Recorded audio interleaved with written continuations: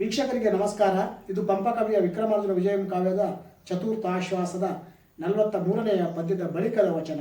ಅದು ಹೀಗಿದೆ: ಆಗಳ ನಾರಾಯಣಂ ಉದಾತ ನಾರಾಯಣಂ ಮಾನೆಯಿಂದ ಮಿಳಿದು ನವಕಿಸಲಯ ವಂದನ ಮಾಡಾಳಂಕೃತಮಪ್ಪ ಸಪ್ತ ತಾಳೋತ್ತುಂಗ ರಮ್ಯ ಹರ್ಮ್ಯದೆರಡನೆಯ ಮೊಗಸಾಳೆಯೊಳಿಟ್ಟ ಪೊನ್ನ ಪಡಿಂಗಳೊಳಂ ಇಕ್ಕಿದ ಪಳಿಯ ಸುಖಾಸನಗಳೊಳಂ ಕಟ್ಟಿದ ಚಿನ್ನದ ಪೊಂದರಿಗಳೊಂ ಎಸೆದಿದ್ದ ಮಣಿಮಯ ಪೀಠಗಳೊಡನೇರಿ ಕಿರಿದು ಕೊಡ್ತು ಕುಳಿರ್ದು ಮಜ್ಜನ ಭೋಜನ ತಾಂಬೂಲಾನುಲೇಪನ ವಿಭೂಷಣ ಸುರಭಿ ಕುಸುಮ ಧಾಮಾದಿಗಳಿಂ ಸಂತಸಂಪಡಿಸಿ ದಾಮೋದರಂ ಉದರುಳಿಟ್ಟುಕೊಳ್ಳುವರಿತ ಅಳ್ಕರೊಳು ಅಪಗತ ಪಥ ಪರಿಶ್ರಮನಂ ಮಾಡಿ.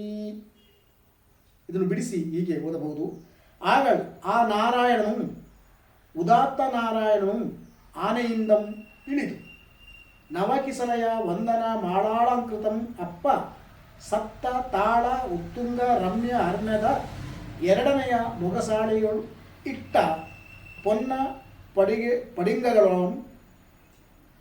ಪಡಿಂಗಗಳೊಳಂ ಇಕ್ಕಿದ ಪಳಿಯ ಸುಖಾಸನಗಳೊಳಂ ಕಟ್ಟಿದ ಚಿನ್ನದ ಬೊಂದರಿಗೆಯೊಳಂ ಎಸೆದಿದ್ದ ಮಣಿಮಯ ಪೀಠದೊಳು ಒಡನೆ ಏರಿ ಕಿರಿದು ಪೊಳ್ತು ಕುಳ್ಳಿರ್ದು ಮಜ್ಜನ ಭೋಜನ ತಾಂಬೂಲ ಅನುಲೇಪನ ವಿಭೂಷಣ ಸುರಭಿ ಕುಸುಮ ಧಾಮಾದಿಗಳಿಂ ಸಂತಸಂ ಪಡಿಸಿ ದಾಮೋದರನ್ ಉದರದುಳಿಟ್ಟುಕೊಳ್ಳುವ ಅನಿತು ಅಳ್ಕರಳು ಅಪಗತ ಪಥ ಪರಿಶ್ರಮನಂ ಮಾಡಿ. ಹೀಗೆ ಆಗ ನಾರಾಯಣನು ಅಂದರೆ ಶ್ರೀಕೃಷ್ಣನು ಉದಾತ ನಾರಾಯಣ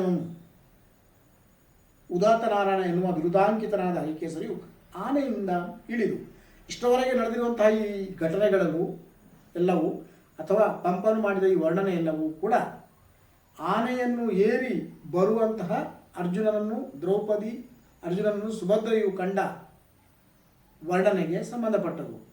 ಅದು ಈಗಾಗಲೇ ಆ ವರ್ಣನೆ ಬಂದಿದೆ. ಆನೆಯನೇರಿ ಬಪ್ಪ ಎನ್ನುವ ಹಾಗೆ ಅದು ಪದ್ಯ ಆರಂಭ ಆಗಿದೆ. ಹೀಗೆ ಆನೆಯಿಂದ ನಾರಾಯಣ ಮತ್ತು ಉದಾತ್ತ ನಾರಾಯಣರಿಬ್ಬರು ಕೂಡ ಇಳಿದು ನವಕಿಸಲಯ ವಂದನ ಮಾಡಾಂಕೃತಮಪ್ಪ. ನವ ಅಂದರೆ ಹೊಸತಾದ, ಕಿಸಲಯ ಅಂದರೆ ಚಿಗುರು, ವಂದನ ಮಾಡಾಂಕೃತಮಪ್ಪ ಅಂದರೆ ತೋರಣ. ಅಪ್ಪ ಸಪ್ತ ತಾಳ ಉತ್ತುಂಗ ರಮ್ಯ ಹರ್ಮ್ಯದ ಎರಡನೆಯ ಮೊಗಸಲೆಗಳು 7 ತಾಳೆಯ ಮರಗಳಷ್ಟು ಎತ್ತರವಾದ ಹರ್ಮ್ಯದ ಎರಡನೆಯ ಮೊಗಸಲು, ರಮ್ಯವಾದ ಉಪ್ಪರಿಗೆಯ ಹರ್ಮ್ಯ ಎರಡನೆಯ ಮೊಗಸಲೆಯಲ್ಲಿ ಅದರ ಮುಖಮಂಟಪದಲ್ಲಿ ಇರುವ ಪೊನ್ನ ಪಡಿಂಗ ಅಂತಂದರೆ ಚಿನ್ನದ ಪೀಕುದನಿ.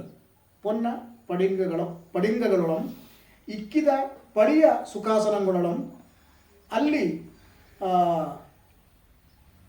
ಇಟ್ಟಿರುವ ಪಳಿಯ ಉತ್ತಮವಾದ ಸುಖಾಸನಗಳು ಮೆತ್ತನೆಯ ಆಸನಗಳು, ಕಟ್ಟಿದ ಚಿನ್ನದ ಬೊಂದರಿಗಳೊಂ ಅದರಲ್ಲಿ ಕಟ್ಟಿದಂತಹ ಚಿನ್ನದ ಬೊಂದರಿಗೆ ಅಂದರೆ ಮೆತ್ತನೆಯ ವಸ್ತುಗಳಿಂದಲೂ ಎಸೆದಿದ್ದ ಮಣಿಮಯ ಪೀಠದಲ್ಲಿ, ಆ ಮುತ್ತುರತ್ನ ಖಚಿತವಾದಂತಹ ಪೀಠದಲ್ಲಿ ಸಿಂಹಾಸನದಲ್ಲಿ ಜೊತೆಗೆ ಏರಿ ಕಿರಿದು ಕೊಡುತ್ತು ಕುಳ್ಳಿದ್ದು ಸ್ವಲ್ಪ ಹೊತ್ತು ಕೂತು ಮಜ್ಜನ ಭೋಜನ ಸ್ನಾನ ಊಟ ತಾಂಬೂಲಾನುಲೇಪನ, ತಾಂಬೂಲ ಅಂದರೆ ಎಲಡಿಕೆ ತಗೊಂಡು ಅನುಲೇಪನ ಗಂಧವನ್ನು ಪೂಸಿಕೊಂಡು ವಿಭೂಷಣ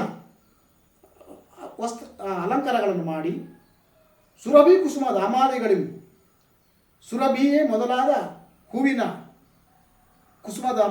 ಹಾರಗಳಿಂದ ಅರ್ಜುನನ್ನು ಸಂತೋಷಪಡಿಸಿ ದಾಮೋದರನು ಅಂದರೆ ಶ್ರೀಕೃಷ್ಣನು ಉದರಲಿಟ್ಟುಕೊಳ್ಳುವರಿತರು ತನ್ನ ಹೊಟ್ಟೆಯಲ್ಲಿ ಇಟ್ಟುಕೊಳ್ಳುವಷ್ಟು ಪ್ರೀತಿಯನ್ನು ಉಣಬಡಿಸಿ ಅಪಗತ ಪಥ ಪರಿಶ್ರಮವನ್ನು ಮಾಡಿ ದಾರಿಯಲ್ಲಿ ಬಂದಂತಹ